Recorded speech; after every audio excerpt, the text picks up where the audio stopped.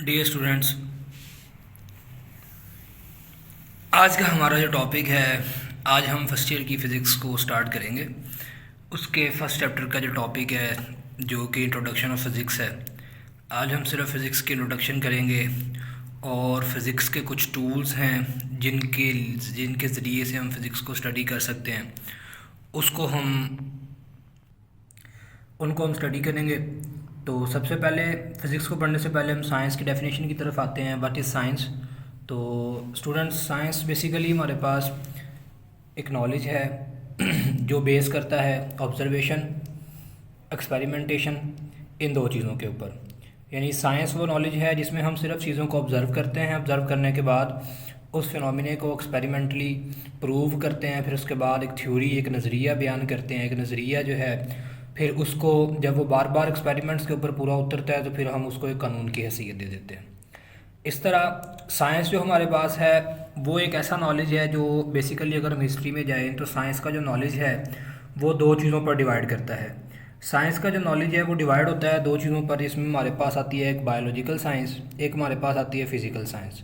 जो biological science है वो हमारे पास आती है लिविंग थिंग्स के लिए, और जो हमारे पास फिज़िकल साइंस है वो हमारे पास आती है नॉन लिविंग थिंग्स के लिए।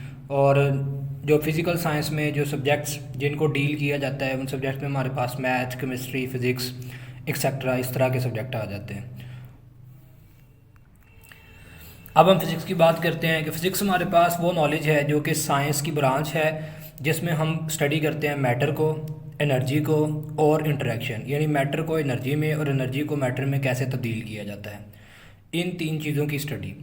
अब फिज़िक्स में अगर हम इस चीज़ को अगर मद्देनज़र रखते हुए हम अपने ऑब्जर्वेशन को ज़रा ब्रॉड करें तो हम देख सकते हैं कि मैटर और एनर्जी, इसका मतलब है कि पूरी कायनात में बेसिकली तीन तरह की जो लेवल्स हैं, जितने भी जानदार, जिंदा, मुर्दा, हर चीज़ के तीन तरह के लेवल हैं। जिसमें हमारे पास माइक्रो लेवल आ जाता है जिसमें इलेक्ट्रॉन, प्रोटॉन, एटॉमिक साइज, सब एटॉमिक लेवल।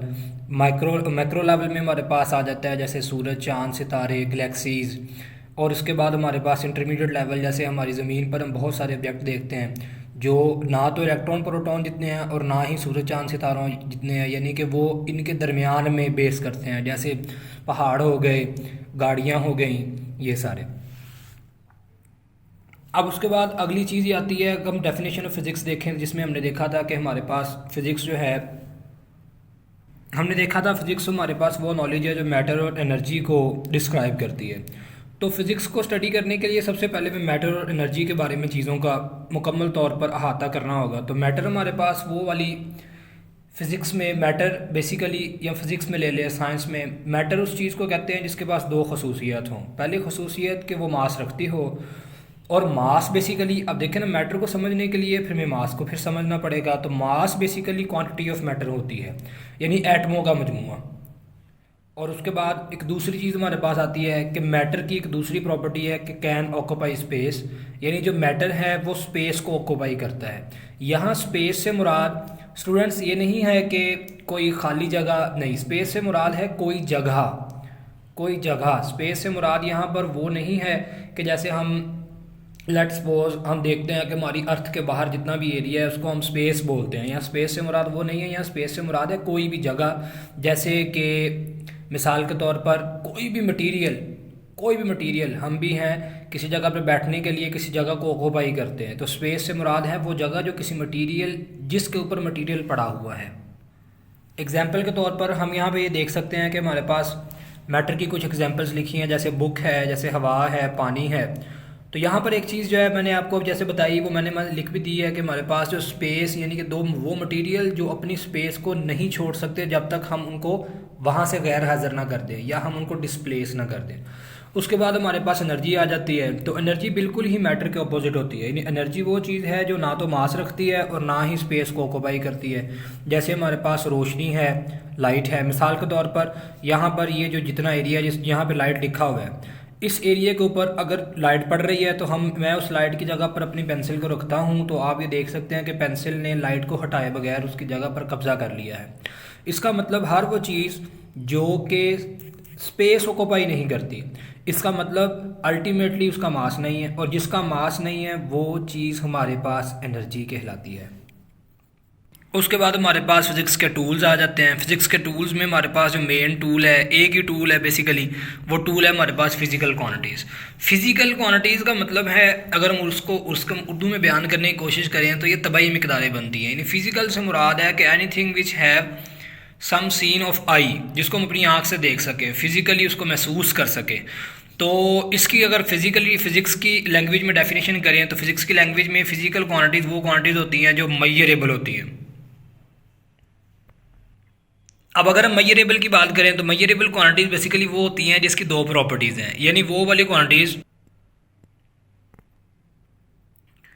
मेजरेबल से मुराद हमारे पास ये आ जाती हैं कि कोई भी चीज़ तब मेजरेबल होगी जब उसके पास दो खसूसियात होंगी। नंबर एक कि हम उसको कोई भी न्यूमेरिकल वैल्यू दे सकें, यानी कि जब हम उसको मेजर कर रहे हैं तो हम उसके साथ किसी गिनती की वैल्यू जैसे 10, 20 लाख उन वैल्यूज़ को असाइन कर सकें। और दूसरी चीज़ कि वो वाली जो वैल्यू है हमारे पास, जो चीज़ मेजरेबल है, उसको हम किसी कंपेयर कर सकें विद अनदर फिक्स्ड वैल्यू। अब हमारे पास जो फिक्स्ड वैल्यू है, फिक्स वैल्यू से मुराद ये है कि जैसे मिसाल के तौर पर हम टाइम को मेजर करते हैं, हमारे पास जो घड़ी होती है उसमें एक फ़िक्स वैल्यू है सेकंड की, फ़िक्स वैल्यू है घंटे की, फ़िक्स वैल्यू है हमारे पास ईयर की।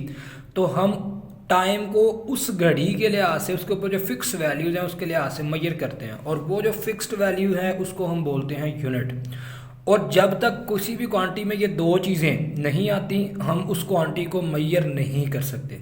अब यूनिट को डिफाइन करते हैं। यूनिट हमारे पास है फिक्स्ड अमाउंट, यानी कि किसी भी क्वांटिटी की एक मिकदार है, उसको हम फिक्स कर लेते हैं, और उस फिक्स अमाउंट को हम क्या कहते हैं कि ये हमारे पास एक यूनिट है। अब यूनिट की दो प्रॉपर्टीज होनी चाहिए। पहली प्रॉपर्टी कि यूनिट एक्सेसिबल होना चाहिए। एक्सेसिबल से मुराद ये है कि अगर हम उसे कंपेयर करना चाहें, उससे उसके साथ किसी दूसरी क्वांटिटी को कंपेयर करना चाहें, या उस क्वांटिटी या जिसकी वो फिक्स वैल्यू है, उस वैल्यू के लिहाज से हम लेट्स सपोज हम लेंथ की बात कर लेते हैं।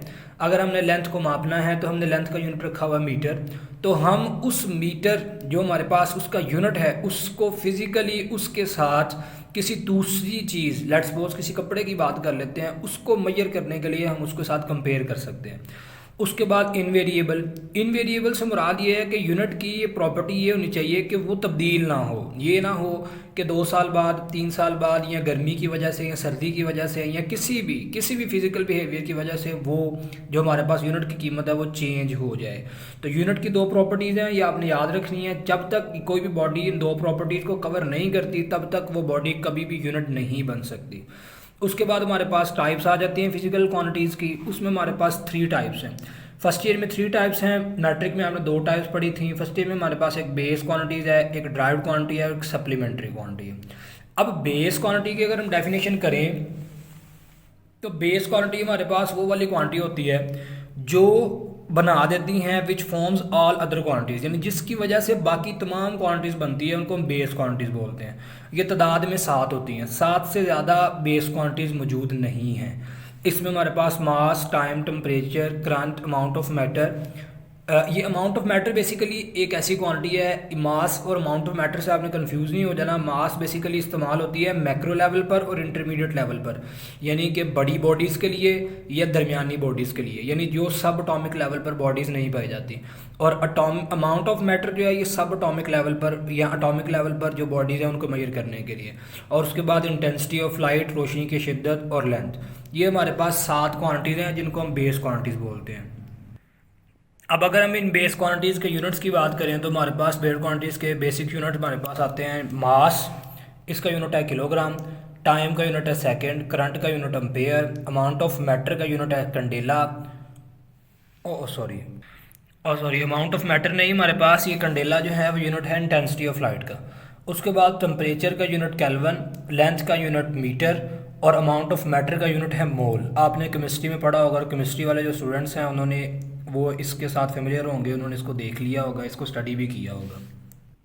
चलें जी, लेक्चर को आगे प्रोसीड करते हैं। हमारे पास अगली जो क्वांटिटी आती है वो तो ड्राइव्ड क्वांटिटी है। ड्राइव्ड क्वांटिटी वो होती हैं जो कि बेस क्वांटिटीज़ की वजह से बनती हैं। ये आपने याद रखना है, यानी कि 7 के अलावा जितनी भी क्वांटिटीज़ हैं वो सारी की सारी बेस क्वांटिटीज़ नहीं हैं, वो सारी की सारी ड्राइव्ड क्वांटिटीज़ हैं। ड्राइव्ड क्वांटिटी हमारे पास में आ जाती हैं वेलोसिटी, जैसे एक्सेलरेशन, जैसे मोमेंटम वगैरह। इनके यूनिट्स आप आगे चैप्टर्स के अंदर पढ़ लेंगे और इनको हम डिटेल में आगे पढ़ लेंगे।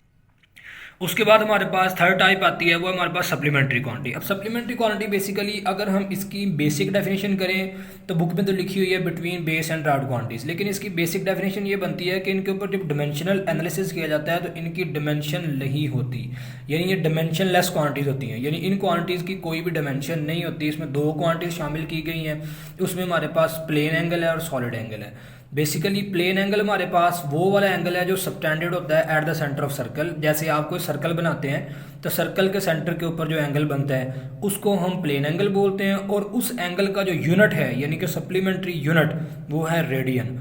उसके बाद हमारे पास इसकी दूसरी क्वांटिटी आती है, उसको हम बोलते हैं solid angle. Solid angle basically वो वाली क्वांटिटी है जो कि किसी सफ़ियर के सेंटर पर बनती है, और इसका जो यूनिट है वो है स्टी रेडियन, इसका नाम रखा गया है स्टी रेडियन। चलें अब हम रेडियन के बारे में बात करते हैं। तो रेडियन बेसिकली हमारे पास, अगर हमारे पास एक हमारे पास सर्कल है, उस सर्कल के ऊपर हमारे पास उसका रेडियस है r, तो अगर हम उस सर्कल के ऊपर इस पॉइंट से लेकर इस पॉइंट तक एक आर्क लगाते हैं तो एक रेडियन एंगल तब बनता है जब हमारे पास ये जो रेडियस है और ये आर्क की लेंथ दोनों बराबर होंगे। ये स्टूडेंट्स शर्त है हमारे पास रेडियन के लिए। जब तक आर्क लेंथ और रेडियस बराबर नहीं होते तब तक जो एंगल सबटेंडेड होता है सेंटर पर वो रेडियन नहीं होगा। तो रेडियन तब बनेगा जब हम यहाँ पर लेंथ को रेडियस के इक्वल करेंगे। इसी तरह हमारे पास ये देखिए उसकी definition theta is equal to 1 radian if, ये IFF इफ का मतलब है इफ एंड ओनली इफ, यानी इसका मतलब कि ये कंडीशन हर हालत में पूरी होनी चाहिए। और अगले उसके बाद हमारे पास टी रेडियन आ जाता है। टी रेडियन हमारे पास वो यूनिट है जो कि सफ़ियर के सेंटर पर बनता है। जैसे मिसाल के तौर पर आप, हमारे पास बहुत से सफ़ियर्स हैं जिनको हम फिज़िकली डील करते हैं अपनी लाइफ में, लाइक कोई तरबूज ले लें, कोई वाटरमेलन है, आप उसके अंदर से एक टुकड़ा काटते हैं। जब उसके अंदर से टुकड़ा काटते हैं तो स्टूडेंट्स उसके टुकड़े की जो रेडियस है उसका स्क्वायर ले लें, और उस टुकड़े का जो एरिया बनता है, जो सरफेस एरिया बनता है, जब वो दोनों एक दूसरे के बराबर हो जाते हैं तो तब जो सफ़ियर के सेंटर पर, ये आपने याद रखना है ये एंगल सफ़ियर के सेंटर पर है, तब जो एंगल सफ़ियर के सेंटर पर बनता है उसको हम बोलते हैं 1 टी रेडियन। जैसा कि स्टूडेंट्स आज हमने पढ़ा है, साइंस की डेफिनेशन पढ़ी है, उसके बाद हमने फ़िज़िक्स की पढ़ी, उसके बाद फ़िज़िक्स के कुछ टूल्स हैं, उसके बाद मैटर को देखा, एनर्जी को देखा। इसी तरह आज हमारे लेक्चर में जो फिज़िकल क्वांटिटीज़ का टॉपिक था, जो हमारे पास फिज़िक्स का था, वो सारा कंप्लीट हो चुका है। अगर कोई आपको इसमें से कोई क्वेश्चन है या कोई आपको डिफ़िकल्टी है, कोई आपको कन्फ्यूजन है, देन यू कैन आस्क, आप पूछ सकते हैं, कमेंट बॉक्स में मैसेज कीजिएगा, इंशाल्लाह आई विल आंसर इट। चलें ठीक है स्टूडेंट्स, अल्लाह हाफिज़, टेक केयर।